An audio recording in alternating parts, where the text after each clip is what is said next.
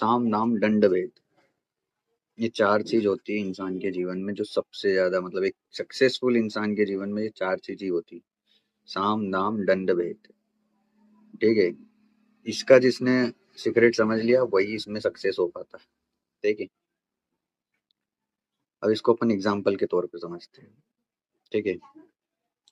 मान लो किसी पार्टी या किसी मीटिंग में आप गए हुए हो। ठीक है। सबसे पहले फर्स्ट प्रायोरिटी देना है आपको शाम को। ठीक है। आप मान लो किसी चीज पे नेगोशिएट कर रहे हो, या किसी चीज पे, किसी डील पे, किसी भी चीज पे आप नेगोशिएट कर रहे हो, तो आप पहले शाम का इस्तेमाल करो। शाम का इस्तेमाल कैसे करेंगे आप उस पार्टी को आपको समझाना है या ये प्रोडक्ट है, इसका ये इन्वेस्टमेंट आपको, ये इसमें इसका इतना बेनिफिट मिलेगा, ऐसा वैसा वैसा वैसा जो भी एक्स वाई जेड है। ठीक। शाम का जैसे ही प्रयोग आप खत्म करके बैठेंगे। ठीक। आपने शाम का इस्तेमाल करा, समझ गया, पार्टी डील डन हो गई, इट्स ओके। अगर नहीं होता है, दाम। ठीक। अब आपको पता है कि सामने वाले को पसंद आ गई है, चीजें सब कंप्लीट है। ठीक है। पर सामने वाला जो है वो दाम, मतलब उसको अब जो चाहिए, तो वो आपका काम करेगा। ठीक है। तब सीधा ऑफर दे दो सामने वाले को। 5% of profit, 2% of profit, 1% of profit.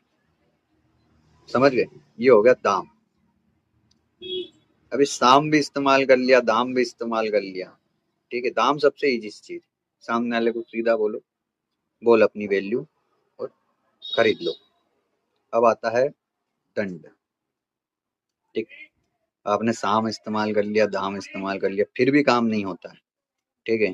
कुछ कुछ ऐसे होते हैं ना जो साम दाम पे भी मतलब अपना काम करके नहीं देते। ठीक है। तब उसके साथ इस्तेमाल करना है दंड। दंड कैसे? डरा के, धमका के, उसको परेशानियों में डाल के, मतलब अब उसको परेशान करके तुम्हें उससे अपना काम निकलवाना है। अब वो भी हो गया, अगर उसके बाद भी काम नहीं निकलता, तब आता है भेद। भेद ये होता है उसके पुराने सीक्रेट उठाओ,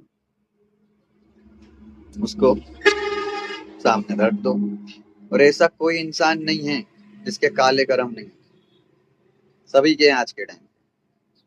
उसके काले कर्म निकालो, उठाओ और उसके सामने रखो। इसके बाद तुम्हारा काम हो जाएगा। तो ये होता है साम दाम दंड भेद।